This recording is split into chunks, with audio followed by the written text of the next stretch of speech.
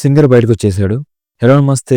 Dances వేసి వేసి అలసిపోయి లాస్ట్‌కి బ్రేకప్ సాంగ్స్ పెట్టుకొని ఫీల్ అవుతూ అలా సైలెంట్‌గా వెళ్ళే స్టేజ్‌కొచ్చాం. బై ద వే సాంగ్ పడింది మనమే. ఎలా ఉందో కామెంట్ చెయ్యి. ఇంకా మార్నింగ్ 4కేమో పడుకొని మళ్ళీ 7 కల్లా మెలుకువొచ్చేసింది. Routes, locations and ghat roads next లెవెల్‌లో ఉన్నాయి. గోవాకి ఎన్ని సార్లు వెళ్ళినా బై రోడ్ అయితే ఎప్పుడూ వెళ్ళలేదు. ఇదే ఫస్ట్ టైం. సో క్రేజీ అనిపిచ్చింది.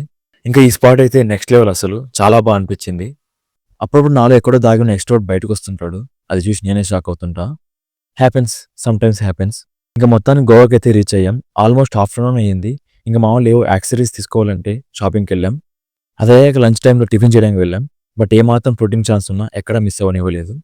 ఇంక మొత్తానికి రూమ్‌కి రీచ్ అయ్యాం. ఇదే మన రూమ్. బాగుంది గదా! నాకైతే నచ్చింది. ఇంక ఈవినింగ్ చపాతీ, చికెన్ పికిల్‌తో లంచ్ కంప్లీట్ చేసుకొని ఫ్రెష్ అయ్యి బయటికైతే వెళ్ళాం. Okay? Right. How is this? వాళ్ళకంటే పండగ ఉంది గైస్. సో ఎంజాయ్ చేస్తున్నారు. మనకు లేదు. సో డైట్ కుక్‌తో కానిచ్చేస్తున్నాం. యాక్చువల్లీ పండగని నేనే చంపేసా. దానికి రీజన్ ఏంటనేది నెమ్మదిగా చెప్తా.